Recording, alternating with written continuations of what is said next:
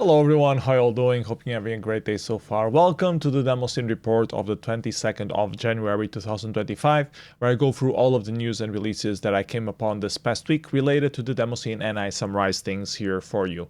As always, I'll link everything on the description below so you can check things at your own leisure. No demo parties happening this week, only a couple of releases, but still quite a few news to cover, so grab your favorite drink, sit back, relax, let's talk about the Demoscene. And one of the first things that I wanted to share with you is this article released by Go280. He's been doing a lot of research on text art and Commodore 64 PETSCII art in particular.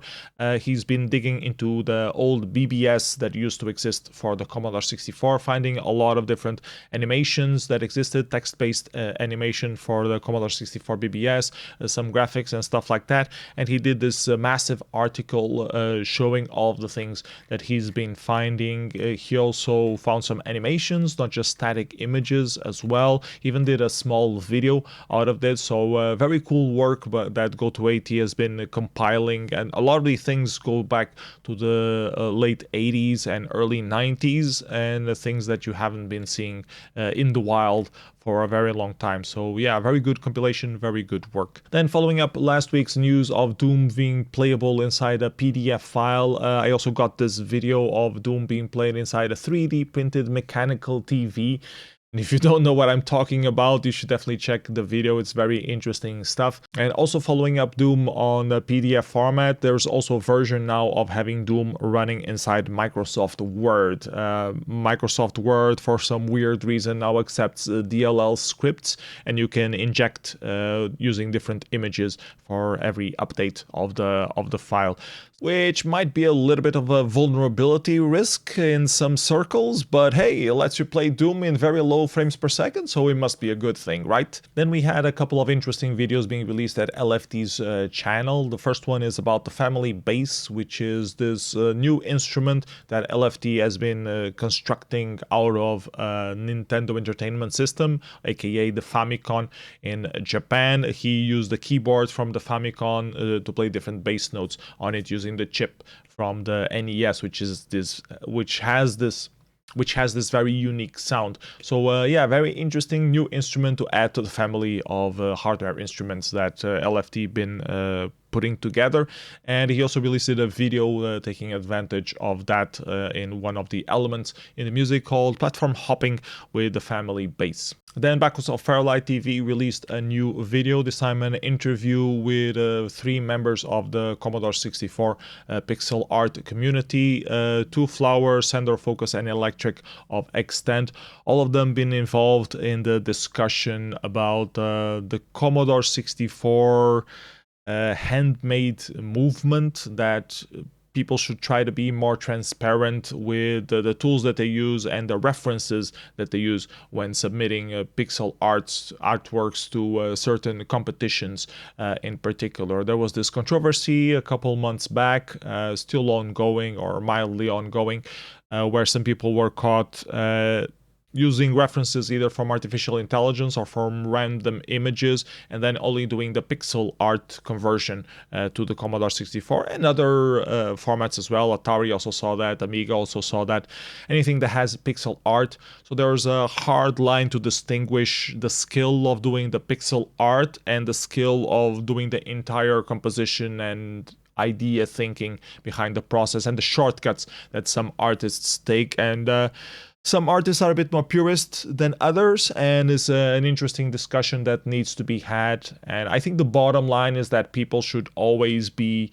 more open about the tools and the references that they use when they are submitting something to a competition or a showcase, so they can be properly compared with other people, instead of taking shortcuts and pretending that they didn't do that. So yeah, be more open, I guess, is the overall message. A very good interview that you should definitely check out, especially if you like pixel art graphics for the Commodore 64. Then there was this little intro released by Impact, a little bit too late for the Benediction number 4 party that happened months ago. They decided to release it now because, I don't know, thanking the organizers for organizing it. Then there is a new release of the Scene World episode where they interview different people, all things related to gaming and Commodore 64. This episode in particular, they interviewed Fritz Philipp, the creator of GUI64, which recreates the Windows graphics interface for the Commodore 64. You can find the YouTube video and all the information talked about the episode available here as well. And there were a couple videos released interviewing Unlock, talking about the DiskMag scene and the early demo scene. Both of them are in German. Unfortunately, one of them released at BBS Index, talking about what are DiskMags overall. And I think he was interviewed around when he went to the Vintage Computer Festival Zürich to give this presentation on what is the demo scene and showing a bunch of demos to the vintage computer community that was present there. If you're more interested on the Amiga, AmigaBill follows up with all of the news that happens on the Amiga scene, and he posts them regularly every week, very similar to this report but focusing strictly on the Amiga. This week in particular, he did an interview with Boat talking about more things Amiga as well. They had a particular focus on the new Pi Amiga that has been using Raspberry Pis to have Amiga emulator built in. So yeah, check out AmigaBill's channel if you would like to keep up with Amiga. And there was this new demo tool being released by Rududu, a converter for the Amstrad Plus to convert images into the raster modes of the Amstrad. And this interesting video by the 8-bit theory comparing the Mega 65 with the old Commodore 128 and Commodore 64.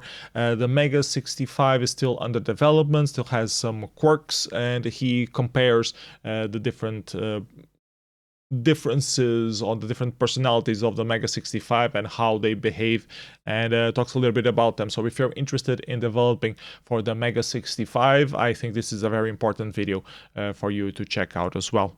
Last but not least, we still have an ongoing call for more Meteoriks juries. The soundtrack jury is looking for more people. The outstanding concept jury is looking for more people. So if you're interested in helping out define what were the highlights of 2024 that should be nominated for an award on the Meteoriks, please consider being a part of the jury. You only have to watch a whole bunch of demos and discuss them with other Demosceners, so please consider that.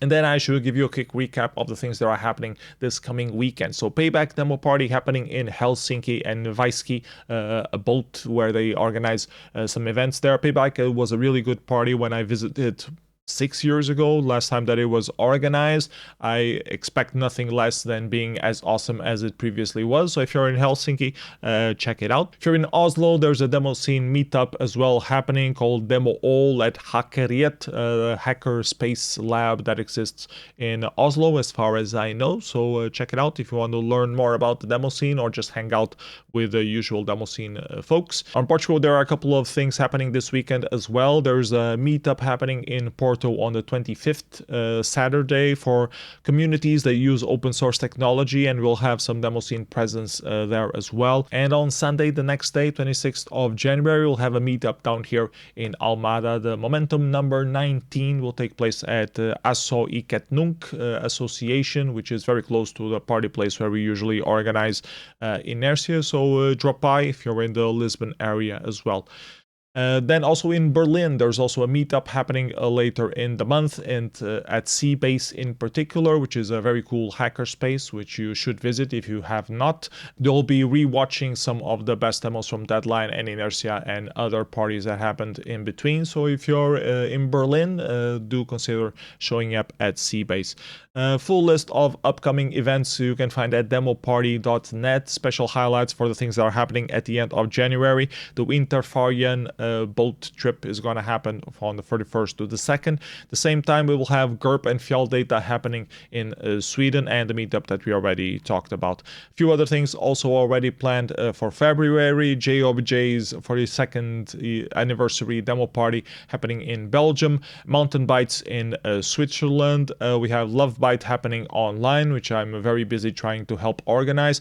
Assembly Winter later in the month. A BCC party as well for the Commodore 64. Ski or Death if you're into skiing and old school retro computing in Finland. And Instancy also in Finland in Jyväskylä. And that's it for this week's Demoscene report. As usual, I hope you found something interesting on this video. If you see value to these reports and would like me to keep doing them every single week, please consider hitting that like button, subscribe, share the link with a friend, maybe even donate me something through patreon.com/psenough. Thank you so much for watching. Hope you have a great day. See you next week. Bye bye everybody. Take care.